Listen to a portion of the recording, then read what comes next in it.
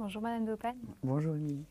Alors vous avez accompagné votre maman atteinte d'une maladie frontotemporale, ça fait 5 ans que vous l'accompagnez maintenant.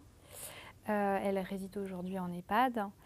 Alors pendant ce parcours, vous avez rencontré un certain nombre de difficultés et vous n'avez pas hésité à demander de l'aide. Et voilà, dans ce cadre-là, vous avez pu bénéficier de soutien individuel et collectif. Est-ce que vous pourriez nous raconter un petit peu justement ces différents dispositifs dont vous avez bénéficié, ce que ça a pu vous apporter? Donc j'ai connu la plateforme grâce à Madame Benamou qui était la directrice du centre de l'accueil de jour où elle est ma maman et qui m'a donné une plaquette, la plaquette de la plateforme en me disant un jour vous en aurez besoin. Et à ce moment-là je ne comprenais pas ce qu'elle voulait me dire et effectivement j'ai eu besoin de vous très rapidement. Donc je vous ai rencontré et vous m'avez proposé tout de suite la formation et je crois que ça a été très important. Parce que cette formation, ce qui était important, c'est qu'il y avait la présence de professionnels et aussi après, il y avait toujours un moment d'écoute et de partage entre nous. Et j'ai trouvé que c'était bien parce que finalement, je connaissais rien à cette maladie. Je m'étais refusée à regarder sur Internet. Et ces professionnels nous ont fait comprendre quelles étaient les limites de ce qu'on pouvait attendre. Et pour l'anecdote, moi, je suis enseignante, enfin j'étais enseignante, je suis à la retraite maintenant, et j'étais persuadée qu'avec toutes mes méthodes, j'allais pouvoir redonner de la mémoire à ma mère. Et évidemment, on m'a tout de suite dit que ça, c'était pas possible. Mais heureusement qu'on me l'a dit, parce que je pense que j'aurais pu avoir une attitude extrêmement anxiogène pour elle, à l'obliger à faire des exercices, et voilà. Donc ça a été très important, même l'orthophoniste et le fait de savoir aussi que il faut faire des phrases très courtes. Ça a été des conseils extrêmement concrets. Le fait de donner qu'un renseignement à la fois par phrase. Et je sais que du coup, moi, j'ai retransmis ça à mon entourage. Et c'était compliqué pour eux. C'était compliqué pour eux. Et donc du coup, on s'en est amusé. On en a fait des exercices entre nous. Parce que d'ailleurs, on le voyait. Ma mère nous regardait, nous disait mais qu'est-ce que tu dis? Mais qu'est-ce que... Elle ne comprenait pas. Donc ça, cette formation, elle a été importante. Le groupe constitué était bien parce qu'en fait, on était tous à des étapes différentes de la maladie. Et moi, je sais que ça m'a permis d'anticiper ce qui allait se passer après. Alors, c'était pas très facile. Il y avait des moments, je pense, de peur, de se dire, mon Dieu, mais ça aussi, ça va m'arriver.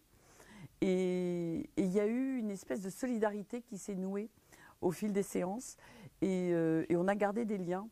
Et même si après la formation, on n'était pas forcément appelé à se revoir, on a gardé des liens et notamment quand un des parents ou un des proches décédait, on était là, on était ensemble.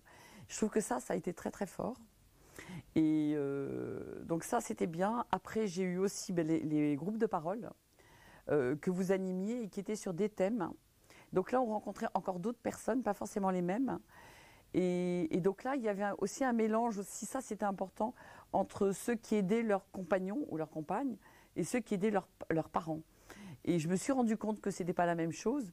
Et on voyait bien que on jouait pas les mêmes, c'était pas du tout les mêmes questionnements. Et puis il y a eu un moment où j'ai eu besoin de vous de façon individuelle parce que la charge était trop dure et que là, je crois que heureusement que j'ai eu votre soutien. Parce que je crois que cette maladie, on glisse, on s'oublie d'abord complètement. Et on glisse sans s'en rendre compte. En plus, moi, ma mère est frontotemporale, c'est-à-dire extrêmement violente. Et donc, si vous ne m'aviez pas dit que j'acceptais l'inacceptable, je crois que je ne sais pas où je serais aujourd'hui. Je pense que je serais certainement très malade, quoi. Et même, je trouve que cette maladie m'a obligée à me positionner dans ma vie personnelle. C'est-à-dire que... je crois que moi, mon choix a été de ne pas rester victime et de ne pas subir en fait cette maladie, mais d'essayer de comprendre qu'est-ce que c'était que ce truc que je vivais là. Et je ne suis plus du tout la même, quoi, parce que je pense que maintenant, j'insiste pas. Quand les gens commencent à s'énerver, je dis ok, d'accord. Je rentre plus dans le conflit, je vois que je ne peux plus me permettre de perdre de l'énergie en fait. on est quand même dans un temps où il faut qu'on fasse attention à soi parce que finalement, les dents qu'on accompagne, ils ne comptent que sur nous. Et voilà, il y a eu des moments extrêmement durs aussi. Enfin, c'est même encore très dur par moment, quoi. Et il y a aussi l'assistante sociale qui a été importante parce que, alors les démarches administratives, on est quand même face à un monde totalement insupportable. Et on est fatigué parce que bon, on ne dort pas, puisque en général, cette maladie fait que la personne perd les rapports jour-nuit, donc on ne dort plus. Et en plus, il faut répondre à des dossiers, et souvent sur Internet, donc il faut rentrer dans une case, évidemment, on ne rentre pas dans la case. Et là, c'est absolument terrible. Et, alors tout ce qui n'a pas curatelle, bon ça a été. Le pire, je crois, c'est les dossiers pour la demande d'EHPAD. Alors ça, c'est absolument terrible parce que je crois que, enfin, en tout cas pour moi, quand je suis arrivée à accepter le fait de faire rentrer ma mère en EHPAD, j'ai été déjà dans un état très très épuisé. Et en plus, il fallait que je continue à me battre, à convaincre les directeurs d'EHPAD que non, mais ma mère, bon, elle était sympa, alors que pas du tout. Mais donc c'était compliqué, il fallait que je vende quelque chose auquel je ne croyais pas. On a peur de... Puis on entend des tas de choses. Je crois que les médias, pour ça, font leur travail, et c'est très bien, mais de dire que les EHPAD, les gens, ils sont maltraités, que ce sont des mouroirs, que c'est très cher, c'est pas toujours vrai. Et en tout cas, pour le prix, moi, vraiment, c'est pas vrai. Parce que au niveau, moi, ma mère est avec aide sociale et c'est tout à fait possible. Bon, après nous, on intervient. L'État donne vraiment un quart de la somme, donc je dirais que c'est une somme que l'État ne récupérera pas, puisque nous, on n'est pas propriétaire de quoi que ce soit. Donc tout ça, ça fait peur. C'est un parcours du combattant et c'est une maladie qui apprend beaucoup sur soi, quoi. Alors, vous avez bénéficié aussi de l'atelier d'écriture. Ah oui. Alors ça, oui. Alors l'atelier d'écriture, pour moi, a été très très important parce qu'en fait, par l'écriture, ça m'a permis de me mettre à distance de la maladie et j'avais l'impression d'être décentrée en fait et de raconter ce qui m'arrivait et parfois de me projeter de façon assez étonnante puisqu'après je me suis rendu compte que c'était vrai. Mais ça, je trouve que c'est un outil extrêmement fort. Et pareil, partager les écrits des autres, de s'apercevoir que sur un même thème, on ne va pas du tout prendre le thème de la même façon. Et ça, je trouvais ça très, très intéressant. Très, très bien. Vous pensez qu'on peut s'en sortir dans cette expérience sans aide de professionnels, sans rencontrer d'autres proches? Est-ce que vous pensez qu'il y a une autre manière de faire?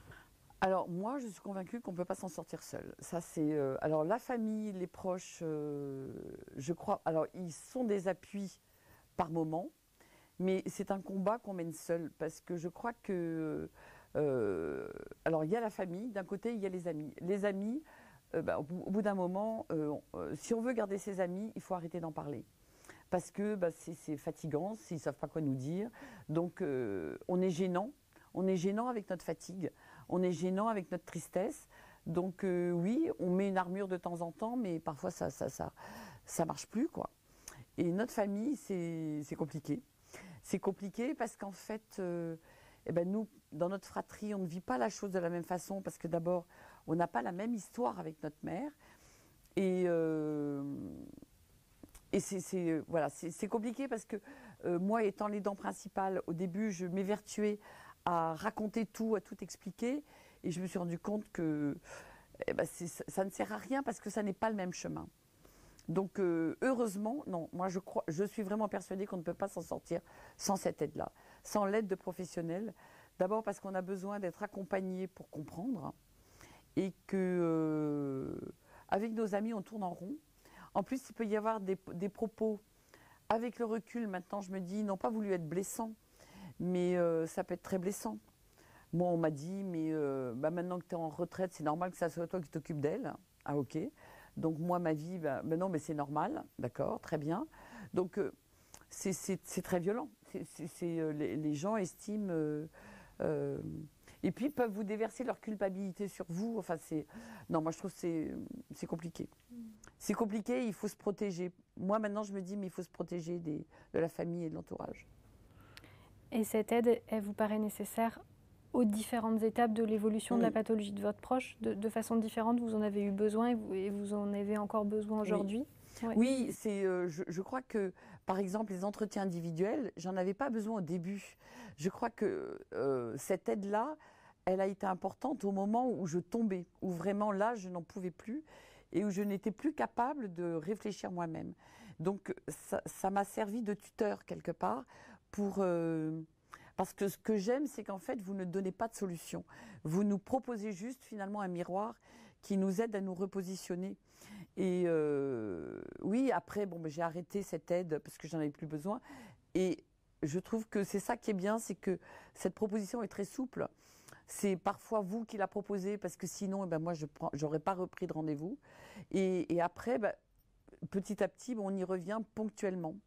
Et maintenant que ma mère est en EHPAD, je vais avoir plus besoin des ateliers d'écriture, de cette autre forme de formation que vous proposez actuellement, qui est plus sur des ateliers où on va retravailler toutes les étapes, parce que je trouve ça très intéressant de revenir, maintenant que je suis à l'étape de l'EHPAD, de revenir sur le départ. Et notamment quand on a travaillé sur le diagnostic, se remémorer ça, c'est incroyable de voir le chemin qu'on a parcouru. Mais même quand vous m'avez demandé depuis combien de temps, j'ai réalisé que le temps n'est plus le même du tout. J'avais l'impression que ça faisait au moins 10 ans que j'étais là. Or, ça ne fait que 5 ans. Et tellement ça envahit notre vie, quoi.